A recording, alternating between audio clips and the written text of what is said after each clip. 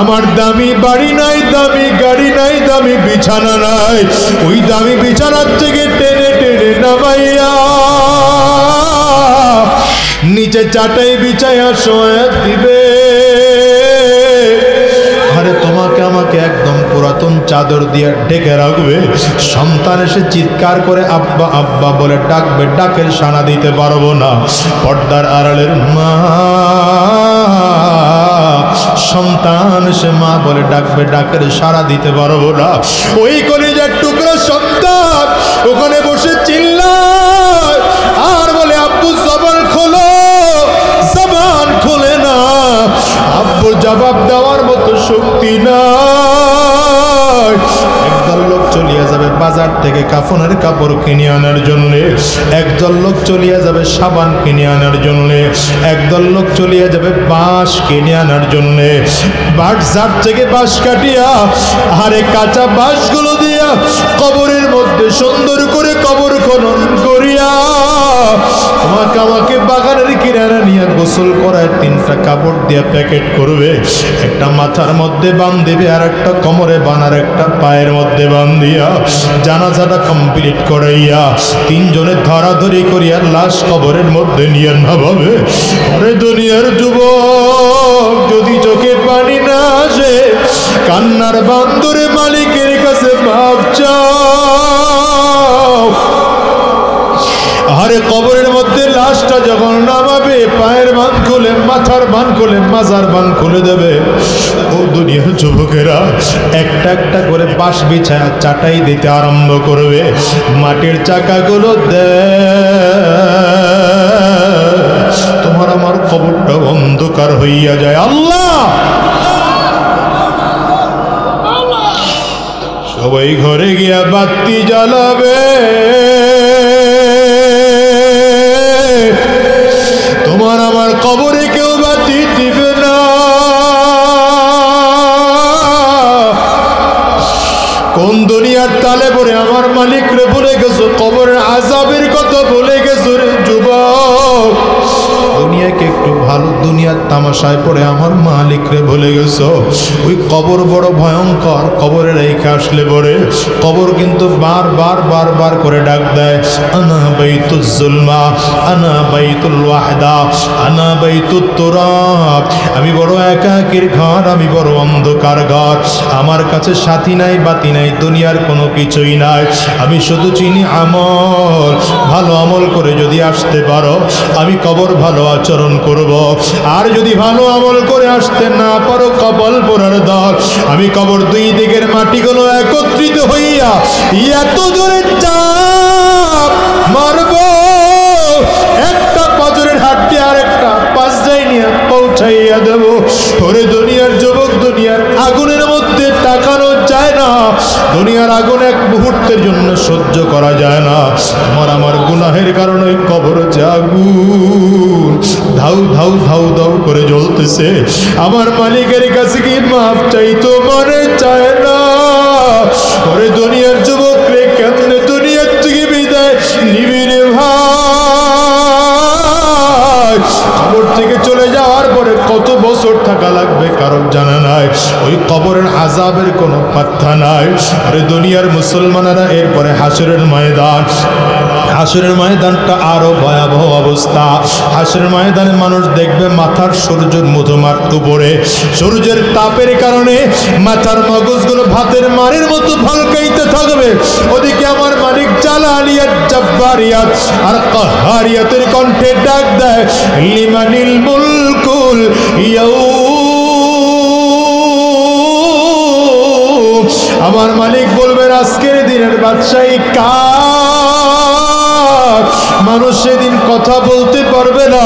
মানুষগুলো এমন পাগল হয়ে যাবে, ডানেও তাকিয়ে দেখবে জাহান্নামের আগুন, বামেও তাকিয়ে দেখবে জাহান্নামের আগুন, সামনেও তাকিয়ে দেখবে জাহান্নামের আগুন, পেছনেও তাকিয়ে দেখবে জাহান্নামের আগুন। ঘুরিম ঘুরিম আওয়াজ,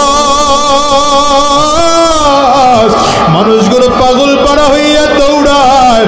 আর কাছে যাবে বলে সবাই তো ইয়া নাফসি বলে চিল্লায়, সব নবীরা ইয়া নাফসি বলে চিল্লায়। হঠাৎ করে দেখবে কোথা থেকে যেন একটা আওয়াজ আসতেছে, রব্বি হাবলি উম্মতি,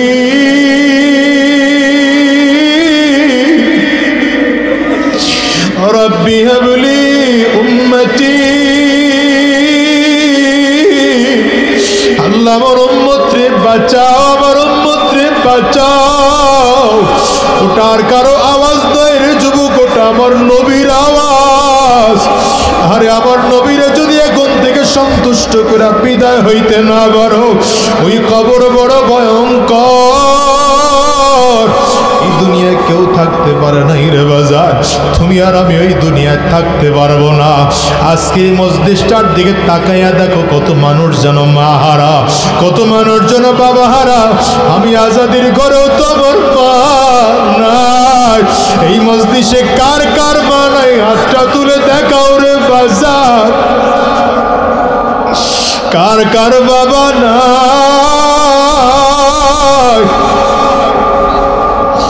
হাতগুলো তুলে রাখো বাজার, নামায় না।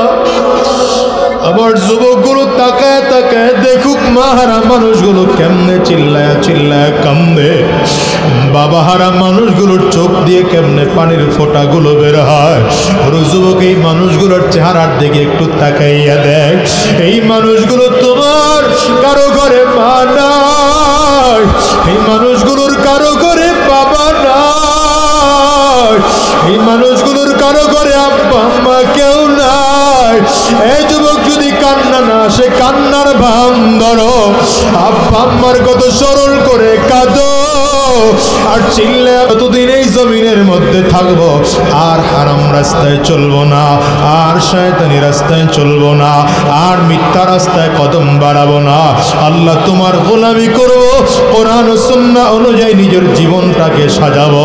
কারা কারা তৈয়ার আছো বাজার, দুইটা হাত উঁচা করে আমার আল্লাহরে দেখা, চিল্লাইয়া ডাক দাও আল্লাহ।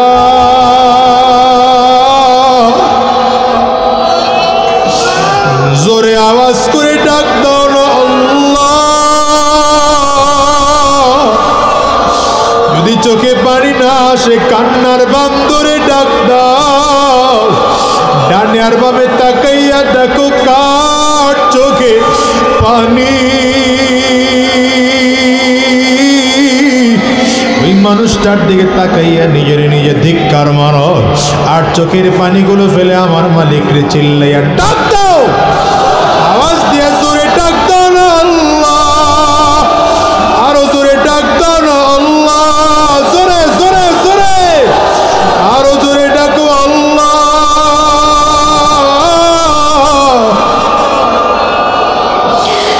ও দয়ার মালিক,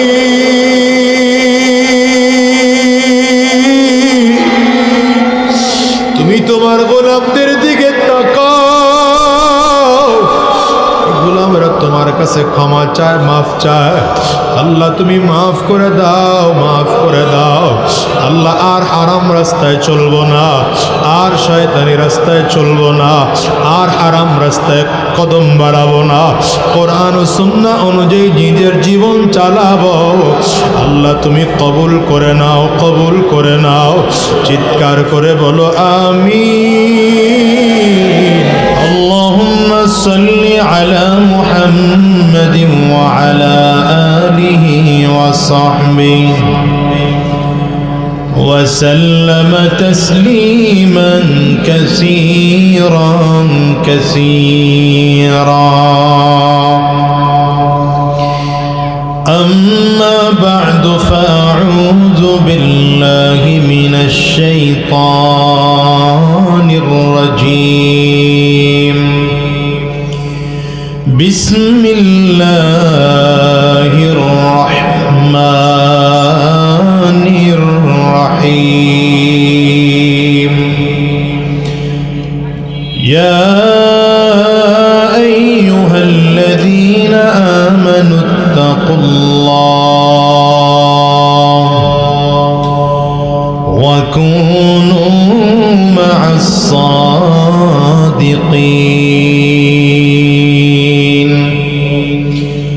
صدق الله العظيم وصدق رسوله النبي الكريم ونحن على ذلك من الشاهدين والشاكرين والحمد لله رب العالمين سبحانك لا علم لنا إلا ما علمتنا إنك أنت العليم الحكيم رب اشرح لي صدري ويسر لي أمري واحلل عقدة من لساني يفقه قولي لا إله إلا الله لا إله إلا الله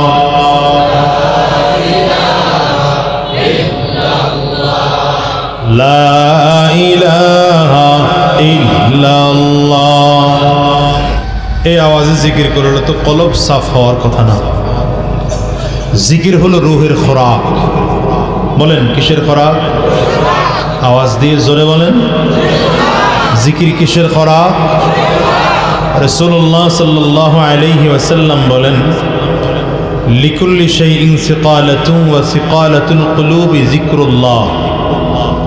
প্রত্যেকটা জিনিস জং ধরে গেলে পরিষ্কার করার একটা যন্ত্র আছে। মানুষের কলবের মধ্যেও যখন ময়লা ধরে যায়, জং ধরে যায়, এই জং পরিষ্কার করার যন্ত্র হলো মাওলানা পাকের জিকির। বলেন কার জিকির? এই জন্য বলেছি জিকির হলো রূহের খোরাক। বলেন জিকির কিসের খোরাক?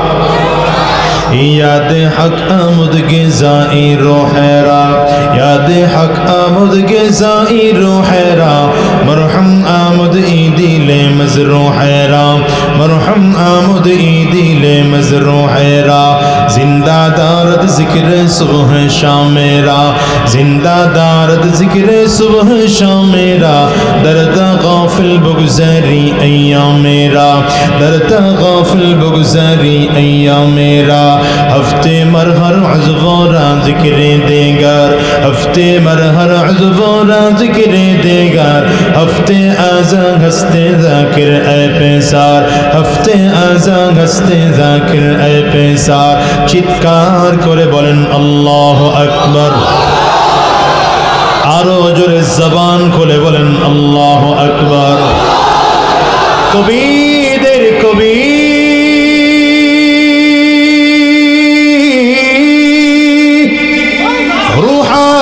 কবি আল্লামা শেখ সাদি রহমতুল্লাহ আলাইহি বলেন এর দুনিয়ার মানুষ আল্লাহ তাআলা যেমন করে সাত আসমান বানিয়েছেন তেমন করে আল্লাহ তাআলা সাত জমিন বানিয়েছেন তেমন করে আল্লাহ তাআলা সাত অঙ্গ দিয়ে পূর্ণাঙ্গ একজন মানুষ তৈরি করেছেন সাত অঙ্গের মধ্যে এক অঙ্গের নাম হলো রূহ আর এই রূহের খোরাক হলো আমার মাওলানা পাকের জিকির জবান খুলে লা ইলাহা ইল্লাল্লাহ লা ইলাহা ইল্লাল্লাহ লা ইলাহা ইল্লাল্লাহ লা ইলাহা ইল্লাল্লাহ একজনের জবান বন্ধ থাকবে না জবান খুলে সকলে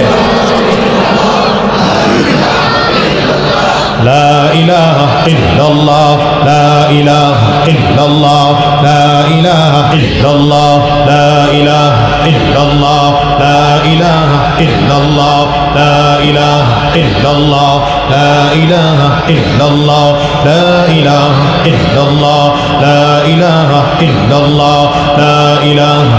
الله لا إله إلا الله لا إله إلا الله لا إله إلا الله لا إله إلا الله لا إله إلا الله لا إله إلا الله لا إله إلا الله لا إله إلا الله لا إله إلا الله لا إله إلا الله لا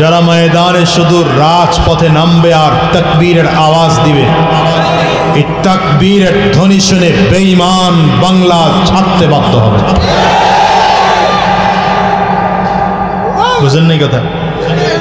জন্য আওয়াজ কমায় রাখা যাবে না। 16টা বছর আপনারা আওয়াজ না দিতে ভুলে গেছেন না? কি ঠিক না? এখনো কি আওয়াজ কম দিবেন? জোরে আওয়াজ দিতে পারবেন না ইনশাআল্লাহ? আমি মাঝে মাঝে আলোচনায় বলি যে ইসলাম বিজয় হয়েছে বিমান, কামান, ক্ষেপণাস্ত্র, পিস্তল, বুলেট, রাইফেল দিয়া না। ইসলাম বিজয় হয়েছে দুই পদ্ধতির মাধ্যমে। এক হলো ইমানি পাওয়ার, দ্বিতীয় হচ্ছে ইমানি পাওয়ার দিয়ে তাকবীর, দ্বিতীয় হচ্ছে উত্তম ব্যবহার। আজ যদি বাংলার জমিনে যদিও স্বৈরাচার পালিয়েছে, নাস্তিক আর মুরতাদ ইসলাম বিদ্বেষী এখনো পালায় নাই। কথা বলেন না কেন? স্বৈরাচারের সহযোগী এখনো পালায় নাই। এখনো ইসলামের বিরুদ্ধে চক্রান্তকারীরা আছে না নাই? কোরআনের বিরুদ্ধে চক্রান্তকারীরা আছে না নাই? বাংলাদেশের বিরুদ্ধে চক্রান্তকারীরা এখন আছে না নাই? সুতরাং নতুন করে আপনাদেরকে আবারও জাগার প্রয়োজন হতে পারে। ওলামায়ে কেরামদের ডাকে সাড়া দিয়ে আবারও রাজপথে নামার প্রয়োজন হতে পারে। যদি নামতে হয় তৈয়ার থাকবেন তো ইনশাআল্লাহ। যদি ঘাম ঝরাতে হয় তৈয়ার থাকবেন তো ইনশাআল্লাহ। যদি রক্ত ঝরাতে হয় তৈয়ার থাকবেন তো ইনশাআল্লাহ। যদি জীবন দিতে হয় তৈয়ার কারা কারা দুহাত উঁচু করে আল্লাহরে দেখাও।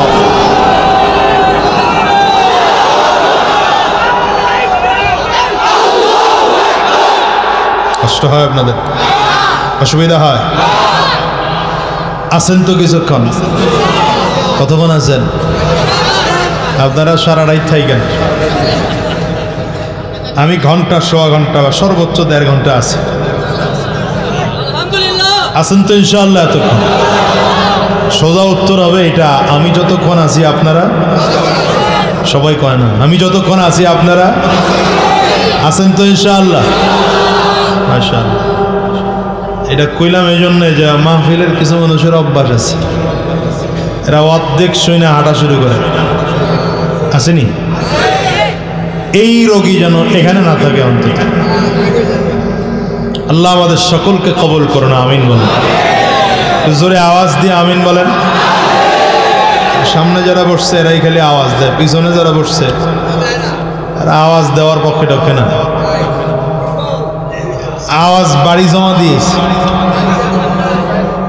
জন্য আওয়াজ আর একটু জোরে দিবেন। রাজি তো? ইনশাআল্লাহ পাওয়ার নাই। রাজি তো? আল্লাহ কবুল করুন। চিৎকার করে জোরে বলেন আমিন। আয়াতে কারিমা তিলাওয়াত করেছে আল্লাহ রাব্বুল আলামিন বলেন, ইয়া আইয়ুহাল্লাযীনা আমানুত্তাকুল্লাহা ওয়া কুনু মা'আস সাদিকিন। আল্লাহ গোটা পৃথিবীর ঈমানদারদেরকে বলেছেন। কাকে বলেছেন? এই যে দেখছেন আওয়াজ কম, কাকে বলেছেন? আওয়াজ জোরে দিতে কইছি, আপনারা আওয়াজ বন্ধ করে রাখেন। কাদেরকে বলেছেন? এরকম দিবেন। ঈমানদারদেরকে আল্লাহ বলেছেন। দুইটা নসিহত করেছেন আল্লাহ এই আয়াতের মধ্যে। কয়টা নসিহত?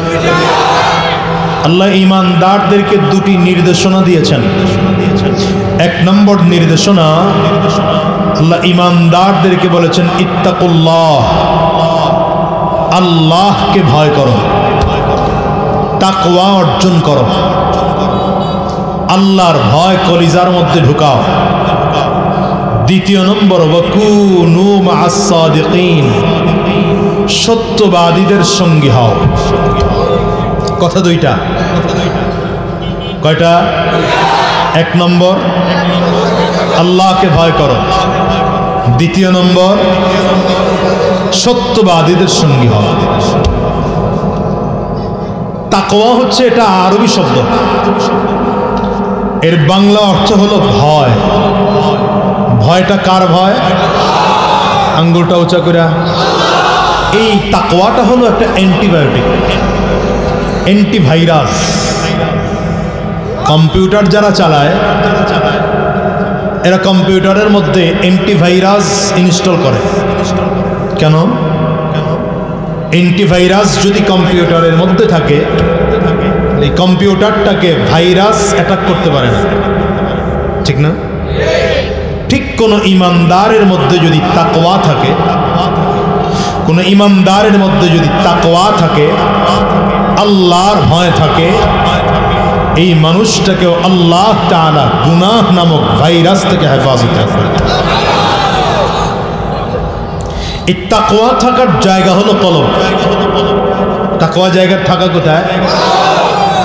হাদিসে এসেছে, নবীজি বলেন তাকওয়া হা হুনা।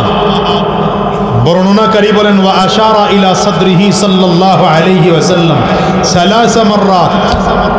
নবীজি 3 বার নিজের সিনার দিকে ইশারা করে বলেছেন আত-তাকওয়া হা হুনা, আত-তাকওয়া হা হুনা, আত-তাকওয়া হা হুনা। তাকওয়া থাকার জায়গা এখানে, মানে কলবে জায়গা থাকে। তাকওয়া থাকার জায়গা কই? কলব। এই জন্য নবীদের মেহনতই ছিল কলবের মেহনত।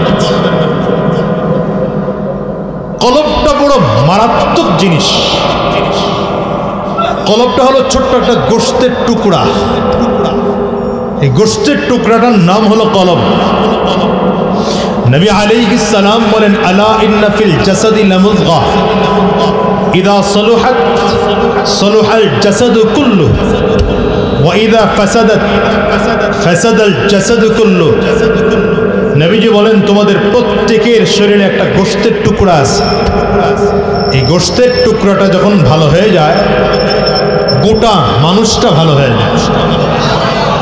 এই গোশতের টুকরাটা যখন খারাপ হয়ে যায়, গোটা মানুষটাই তখন খারাপ হয়ে যায়। নবীজি এবার এই গোশতের টুকরার সাথে সাহাবায়ে কেরামদেরকে পরিচয় করিয়ে দিচ্ছেন, আলা ওয়াহিয়াল কলব। এই গোশতের টুকরাটার নাম হলো কলব।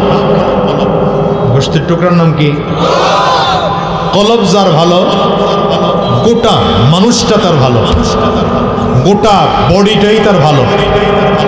কলব যার খারাপ, গোটা বডিটাই তার খারাপ। এই জন্য কলবটাকে ভালো রাখার জন্যে তাকওয়া কলবের মধ্যে ঢুকাইতে হয়। কারণ হাদিসের মধ্যে আসছে ইদা আযনাবাল আবদ নুকিতাত ফি কলবিহি নুকতাতান সাউদা। বান্দা যখন গুনাহ করে, বান্দার কলবের মধ্যে একটা কালো দাগ পড়ে যায়। কলবের মধ্যে কি পড়ে যায়? কালো দাগ পড়ে যায়। একটা গুনাহ করেছে এক দাগ, 2 গুনাহ করেছে আরেক দাগ, 3 গুনাহ করেছে আরেক দাগ, আবার গুনাহ করেছে আবার দাগ। যত গুনাহ করতে থাকে কলবের মধ্যে দাগ পড়তে থাকে। একটা সময় এমন হয়ে যায় পুরো কলবটা কালো হয়ে যায়। তখন এই কলবটা নষ্ট হয়ে যায়।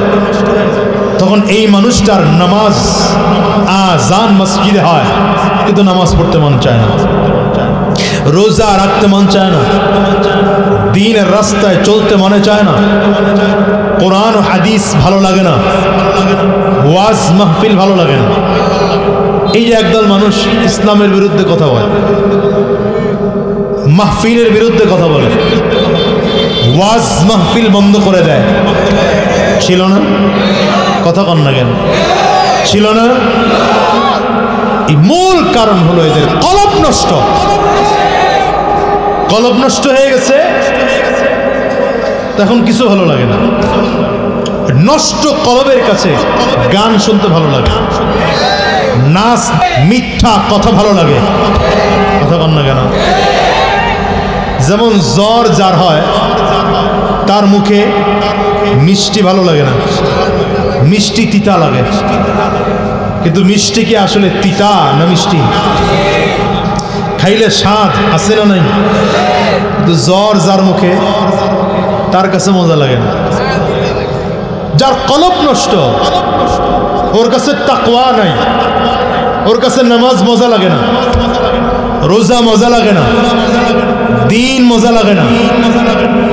এই জন্যই তো কারো কাছে টুপি দিতে মজা লাগে, কারো কাছে টুপি না দিতে মজা লাগে। কেউ কেউ দাড়ি রাখলে ভালো লাগে, দাড়ির মধ্যে জীবন দিবে কিন্তু খুর লাগাবে না। আর কিছু কপাল পোড়া আছে দাড়ির মধ্যে প্রতিদিন ক্লিন শেভ করে, আছে না নাই? কারণ কি? নষ্ট, কলব নষ্ট। কলব নষ্ট হওয়ার কারণে ওর কাছে ওই মাথার টুপি ভালো লাগে না, সুন্নতি পোশাক ভালো লাগে না, হুজুর দেখলে চান্দি গরম হয়ে যায়। এই কথা কন না?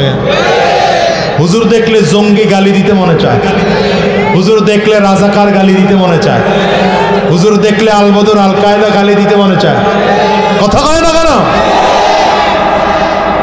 এই জন্যই তো এরা হুজুর দেখতে পারে না। এ কারণে হুজুররা যে অপরাধ করে নাই সেই অপরাধে জড়িত করাইয়া হুজুরদের বিরুদ্ধে মামলা করছে।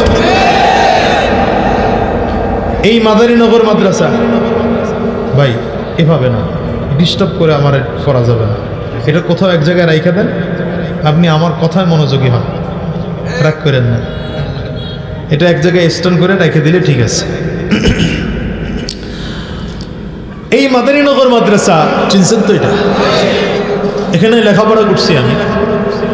এই মাদ্রাসার যিনি নায়েবে মুহতামিম ছিলেন মাওলানা আলী আকবর সাহেব হুজুরের বিরুদ্ধে ওই সময় মামলা দেওয়া হয়েছে, 2001, 2, 3 এই সময়ের কথা বলতেছি। মামলা দেওয়া হয়েছে রমনা বটমূলে হামলা করেছেন। নাউজুবিল্লাহ, আরো আসতে কম রমনা বটমূলে এখনো সেই মামলায় হুজুর এখনো জেলে। এখনো দোয়া করেন আল্লাহ যেন খুব দ্রুত হুজুরকে মুক্তি দেন। মামলা দেওয়া হলো রমনা বটমূলে হামলা করেছেন। আমরা ক্লাসে একদিন হুজুরকে জিজ্ঞাসা করলাম, হুজুর রমনা বটমূলে আপনি গেছেন কেন? হুজুর বলে, গেছি মানে আমি তো চিনিওই না। যিনি রমনা বটমূল চিনেন না উনি রমনা বটমূলে হামলা করছেন, তার নামে মামলা দেওয়া হলো। আল্লামা খালিদ সাইফুল্লাহ সাহেব আজকে আলোচনা করছেন, তার বিরুদ্ধে মামলা দেওয়া হয়েছে। তিনি গুলিস্তানে ককটেল নিক্ষেপ করেছেন। আমি একদিন আইয়ুব সাহেবকে জিজ্ঞাসা করলাম, আপনি তো ককটেল নিক্ষেপ করছেন, তাহলে বানায় ঢানায় কেমনে আপনি জানেন? আমার কন্যা কয়, আমি জীবনে ককটেল চোখেই দেখিনি। আল্লামা মামুনুল হক সাহেবের বিরুদ্ধে মামলা দেওয়া হলো, ধর্ষণের মামলা। সাইদি সাহেবের আল্লামা সাইদি সাহেবের বিরুদ্ধে মামলা দেওয়া হলো, সে মুক্তিযুদ্ধের সময়ে নারী ধর্ষণ করছে। আচ্ছা, এই কথা শয়তানও বিশ্বাস করে? চরমনাইয়ের পীর সাহেবের বিরুদ্ধে মামলা দেওয়া হয়েছে, 10,000 টাকা পকেট মারছেন।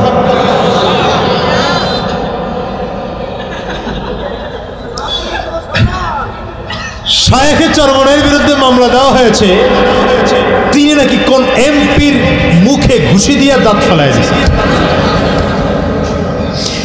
আমার বিরুদ্ধে মামলা দেওয়া আছে, আমি নাকি কার বাড়িতে গিয়ে গাছ কাইটা আমার কাছে লয়ে এসেছি। আচ্ছা বলেন, এই মামলাগুলো কেন? মূল কারণ হলো ওলামায়ে কেরামদেরকে বিতর্কিত করা।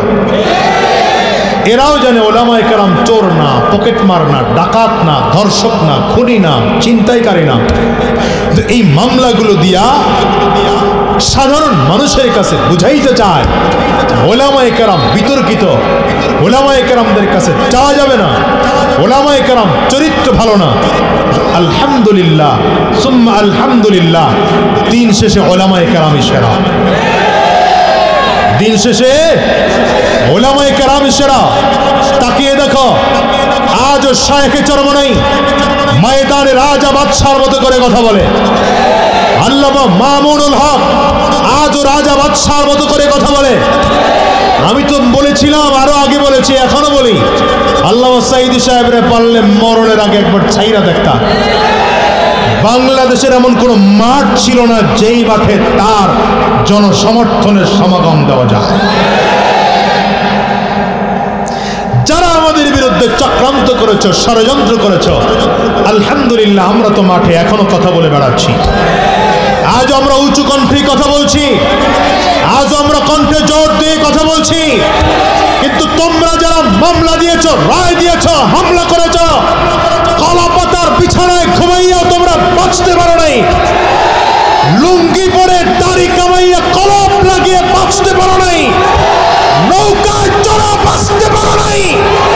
মামার দেশে পালাতে হয়েছে, মামার দেশে পালাতে হয়েছে।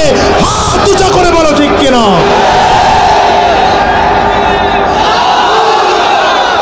কই আমরা তো ভালোই আছি আলহামদুলিল্লাহ। আলহামদুলিল্লাহ ওলামায়ে কেরাম কিয়ামত পর্যন্ত ভালো থাকবে। কথা বলেন না কেন? বরঞ্চ একজন আলেমরা জেলে নেবেন, 10 জনকে আল্লাহ বের করে দিবেন, 50 জনকে মাঠে ময়দানে ছেড়ে দিবেন। ঠিক কিনা বলেন? জেলে ওলামায়ে কেরাম ছিল, মাহফিল বন্ধ ছিল। কথা বলেন না কেন? বরঞ্চ আমার দেখা দৃষ্টিতে মাহফিলের জীবন যখন শুরু করেছে 2008-9-10 কথা বলছি, তখন মাহফিল যা হতো এর চেয়ে মাহফিল এখন অনেক বেশি। হ্যাঁ, এখন তখনকার একটা দাওয়াত নিতাম, আর এখন তো 2-3টা করে। এই যে বংশাল একটা শেষ করে আইলাম, প্রতিদিনই তো এমন করে 2-3টা চলতেছে। ইসলামকে যত দাবায় রাখতে চাইবা, রব্বে কারীম ইসলামকে তত উপরে উঠাবেন, কারণ ইসলামের চাবিকাঠি তো রবের হাতে। তুমি মিটায় দেওয়ার কে বলো? তুমি মিটায় দিতে চাইলে মিটবে না, তুমি মিটে যাবে। মিটায় দিতে চাইলে মিটবে না, তুমি মিটে যাবে। ধ্বংস করে দিতে চাইলে ধ্বংস হবে না, তুমি নিজে ধ্বংস হবে। ফেরাউন চাইছিল না? হা করে তাকায় রয়েছেন, কথা কন না কেন? ফেরাউন চাইছিল না? দাবি করেছে আনা রাব্বুকুমুল আ'লা, সব থেকে বড় খোদা।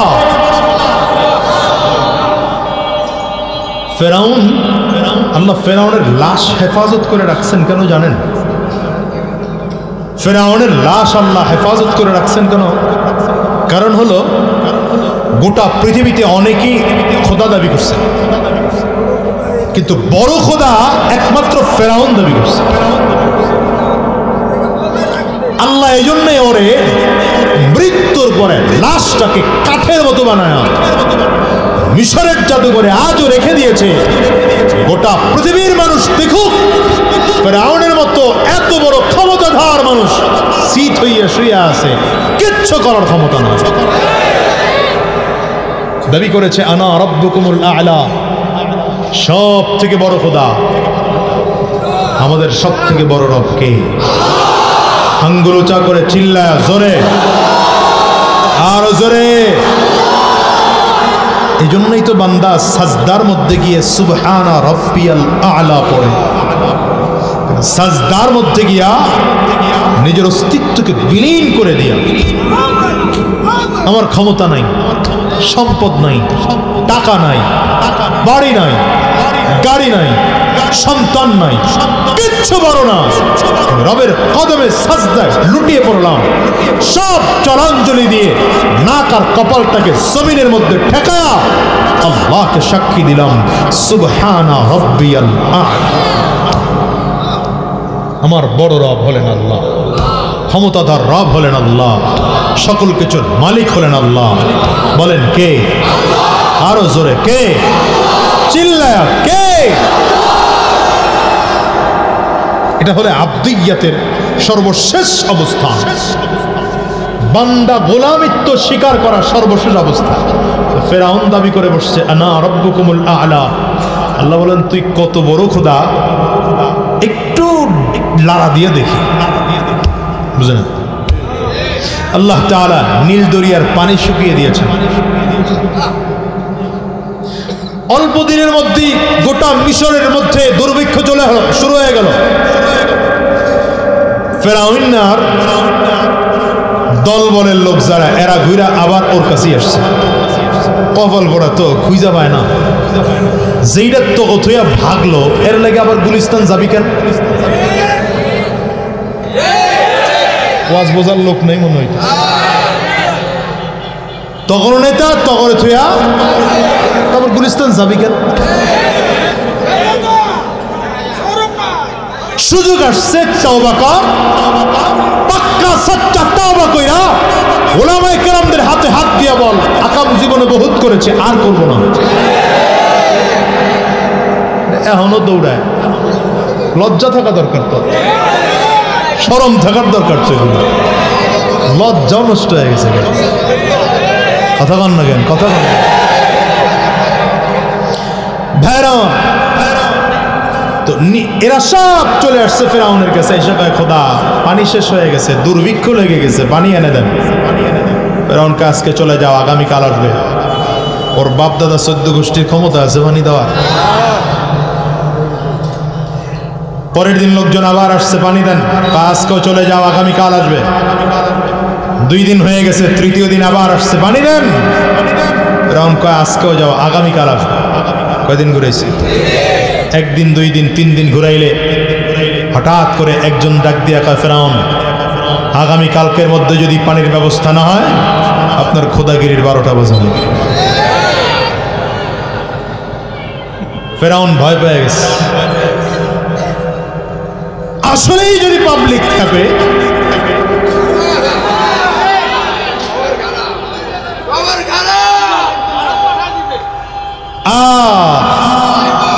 ফেরাউন এইবার রাতের গভীর রাতে একা একা রওনা করছে। বিমান নাই, কামান নাই, ক্ষেপণাস্ত্র নাই, পিস্তল নাই, বুলেট নাই, পুলিশ নাই, আর্মি নাই, র্যাব নাই, বিডিআর নাই, একা একা রওনা করেছে ফেরাউন। পাহাড়ের চূড়ায় উঠা গর্তের মধ্যে ঢুকেছে। কোন কোন বর্ণনায় এমনও পাওয়া যায় যে পা দুইটা নিজেই উপরের পাথরের সাথে রশি দিয়া বেঁধেছে। এবার মাথা নিচের দিকে দিয়া আল্লাহকে ডাকতে আরম্ভ করছে। কে ডাকে? জানে তো আমি রব না, আমি তো ভণ্ড, অরিজিনাল রব কন্যা কন্যা কন্যা। রব্বে করিমের তো ওয়াদা আছে, উদউনি আস্তাজিব লাকুম, উদউনি আস্তাজিব লাকুম। وإذا سألك عبادي عني فإني قريب।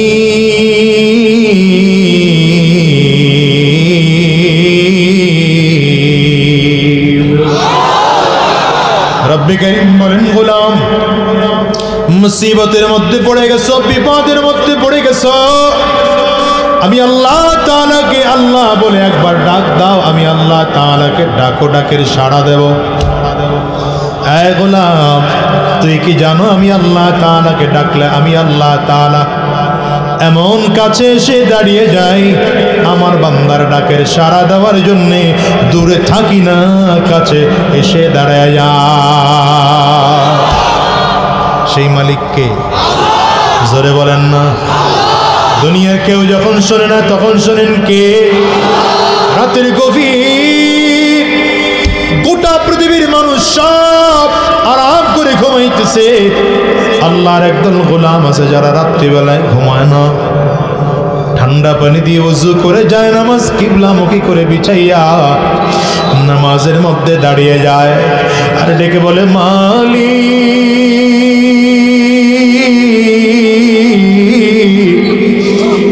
গোটা পৃথিবীর মানুষ ঘুমায়, আমি ঘুমাই নাই, কারণ আমি বড় পাপী বান্দা, আমি বড় গুনাহগার গোলাম, তোমার কাছে ক্ষমা চাই।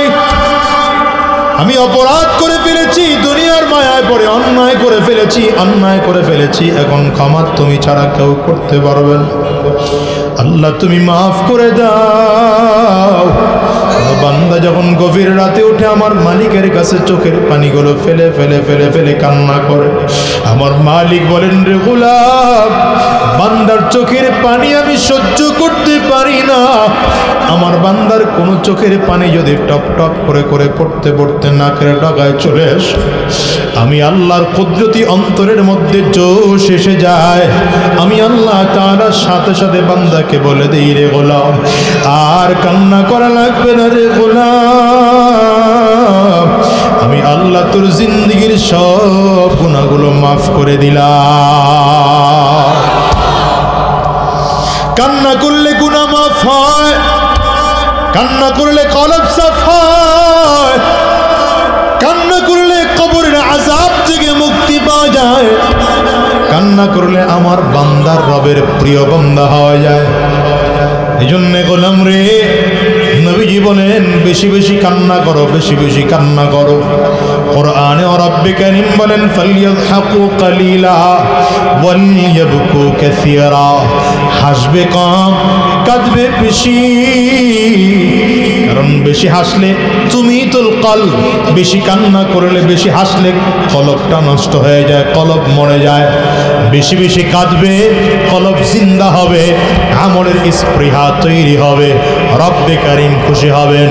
সাবধান সাবধান, দুনিয়া পাওয়ার জন্য কান্না করো না রে ভাই, ক্ষমতা পাওয়ার জন্য কান্না করো না। আল্লাহর কাছে যদি চাও গুনাহ থেকে মাফ পাওয়ার জন্য আল্লাহর কাছে কান্না করো, জান্নাত পাওয়ার জন্য আল্লাহর কাছে কান্না করো, জাহান্নামের আযাব থেকে রবের কাছে কান্না করো। আর বলো মালিক দুনিয়ায় কান্দায় না, আল্লাহ কবরে কান্দেও না, কবরে কান্দেও না, দুনিয়াতে নৌকা দিয়া আখিরে কাঁদিও না, জাহান্নামী আগুন মাবুদ সইতে পারবো না,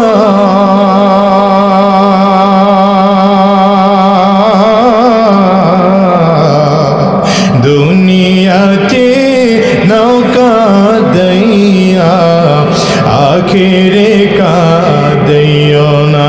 দিল খুলে কও না, দুনিয়াতে আখিরে কাঁদিও না, দুনিয়াতে নৌকা দইয়া কবরে কাঁদিও না। ও গো দয়ার মালিক, কান্না করতে চাই দুনিয়ায় বসে কান্না করে নাও, আল্লাহ আখিরাতে কান্না করাইও না, কবরের ময়দানে কান্না করাইও না, হাসরের ময়দানে কান্না করাইও না। ওখানে বসে কান্না করলে কোনো লাভ হবে না। দুনিয়ায় বসে কাঁদো, গুনাহ মাফ হবে, কলব সাফ হবে, কবরের আযাব বন্ধ হবে, মালিক খুশি হবে। এই জন্য কান্না করার দরকার আছে না নাই? চিল্লা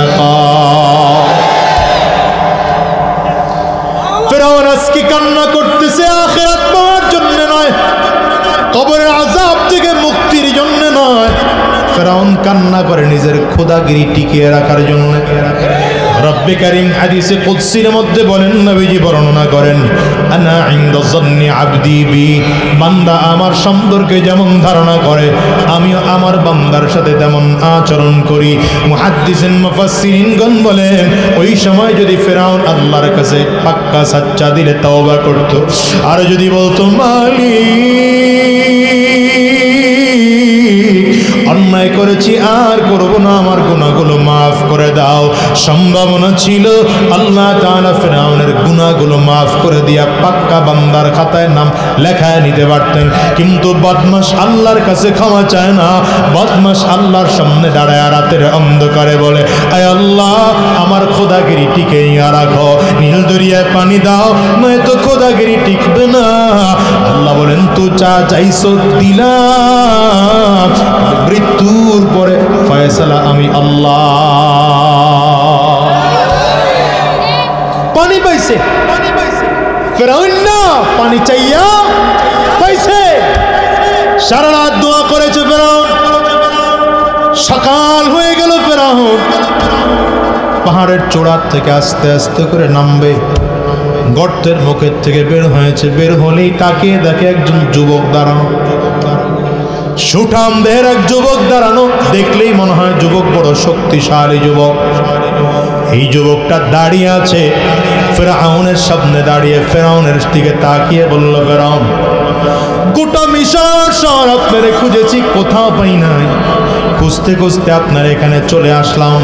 কেন আসছো? ধমক দিয়া ফেরাউন কয়, এবার যুবক বলে খুঁজতে খুঁজতে এখানে আসছে একটা বিচার দেওয়ার জন্য।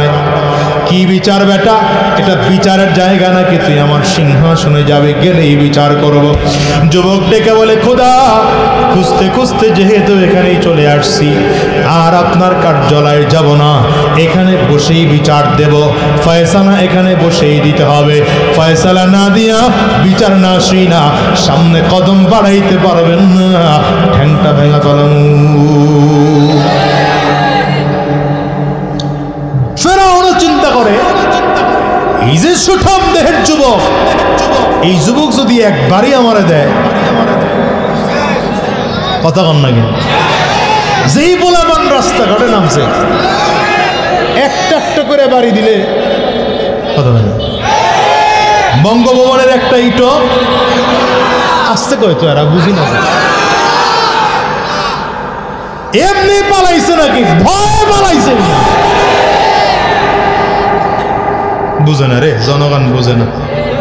কি দিয়ে আওয়াজ করি, জনগণ বুঝে না। তো এই ফেরাউন ভয়ের চোটে তাকায় যুবকরে বলে কি সমস্যা বলো তোমার? নরম হইছে হবে। যুবক দেখে বলে খোদা, বিচার হলো কোন গোলাম যদি মালিকের বিরোধিতা করে আর গোলাম হইয়া যদি নিজেকে মালিক দাবি করে তাহলে তার শাস্তি কি হওয়া দরকার? তো কথা বলতে বলতে ফেরাউন বেরোইতে হবে, বেরোইতে হবে, বেরোইতে হবে, একদম একদম একদম রেডি কাস্টমার পাইছে।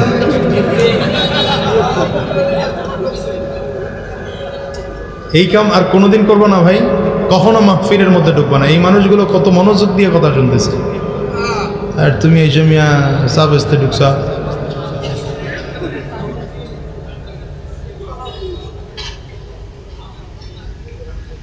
আরো আরো আরো দূরে, নিরাপদ দূরত্বে। হ্যাঁ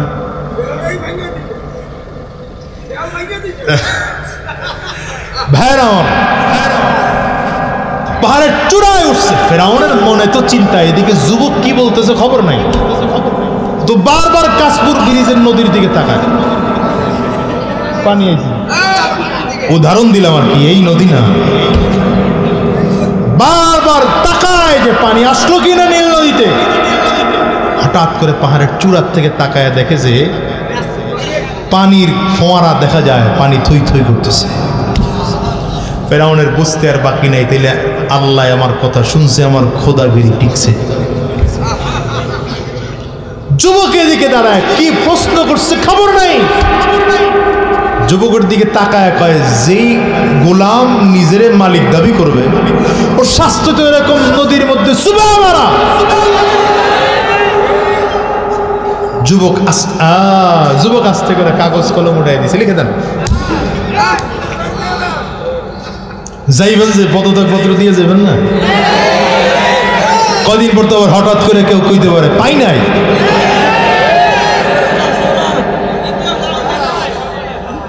বুঝে ঘটনা তো জানা আপনাকে, খালি 24 লগে মিলাই দিতেছি।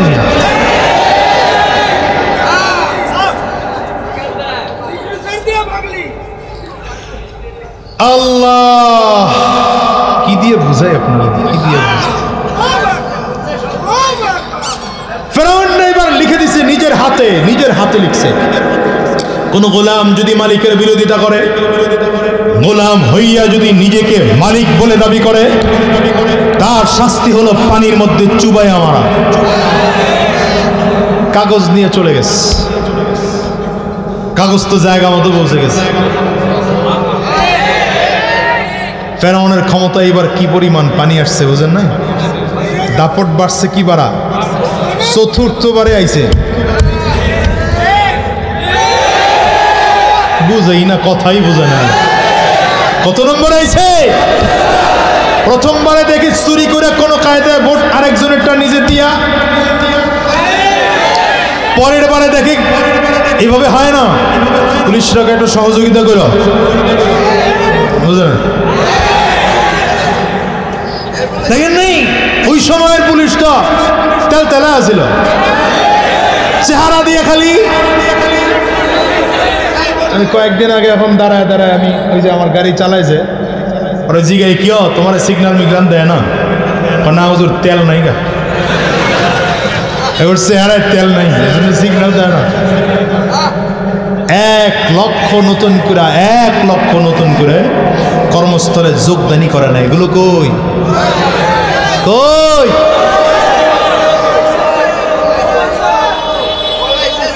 আহ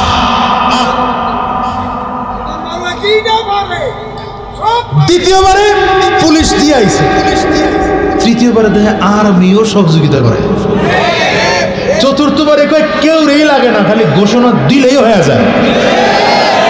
দাপট কারে কয়? আরে বাবা রে বাবা, এমন দাপট শুরু করেছে রাজনৈতিক নেতারা কয় আমরাও ফেল, বিএনপি ফেল, জাতীয় পার্টি ফেল, জামাত ফেল, চরমনাই ফেল, কেউ নাই, একা রাষ্ট্র চালায়। আল্লাহ কয় তোমাকে কেউ রে লাগবে না, পোলাবান দিছি না মায়া। 18 বছরের পোলাবান, 15 বছরের পোলাবান স্কুল কলেজের লেখাপড়া বন্ধ করে রাস্তায় নেমেছে, এমন নামা নেমেছে দুপুরের খানা পাকাও ছিল না খাইয়া।